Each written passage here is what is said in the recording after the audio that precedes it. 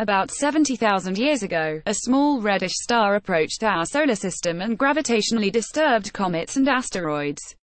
Astronomers from the Complutense University of Madrid and the University of Cambridge have verified that the movement of some of these objects is still marked by that stellar encounter. At a time when modern humans were beginning to leave Africa and the Neanderthals were living on our planet, Scholz's star, named after the German astronomer who discovered it, approached less than a light-year from the Sun. Nowadays it is almost 20 light-years away, but 70,000 years ago it entered the Oort cloud, a reservoir of trans-Neptunian objects located at the confines of the solar system. This discovery was made public in 2015 by a team of astronomers led by Professor Eric Mamajek of the University of Rochester, USA. The details of that stellar flyby, the closest documented so far, were presented in the astrophysical journal Letters.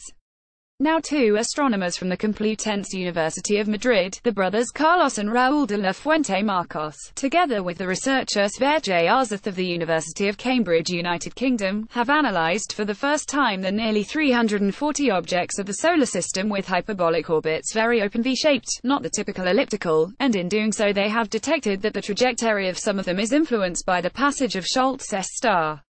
Using numerical simulations we have calculated the radiance positions in the sky from which all these hyperbolic objects seem to come, explains Carlos de la Fuente Marcos, who together with the other co-authors publishes the results in the MNRAS Letters journal.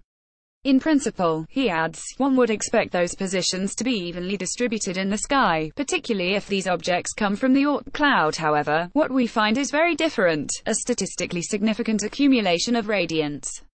The pronounced overdensity appears projected in the direction of the constellation of Gemini, which fits the close encounter with Scholz's star.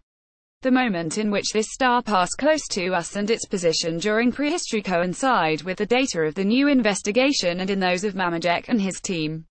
It could be a coincidence, but it is unlikely that both location and time are compatible, says de la Fuente Marcos, who points out that their simulations suggest that Scholz's star approached even more than the 0.6 light-years pointed out in the 2015 study as the lower limit. The close flyby of this star 70,000 years ago did not disturb all the hyperbolic objects of the solar system, only those that were closest to it at that time. For example, the radiant of the famous interstellar asteroid Oumuamua is in the constellation of Lyra, the Harp, very far from Gemini, therefore it is not part of the detected overdensity, says de la Fuente Marcos. He is confident that new studies and observations will confirm the idea that a star passed close to us in a relatively recent period.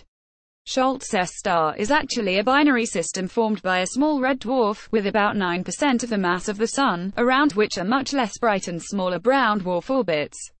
It is likely that our ancestors saw its faint reddish light in the nights of prehistory. Story source: materials provided by FECYT, Spanish Foundation for Science and Technology. Note: content may be edited for style and length.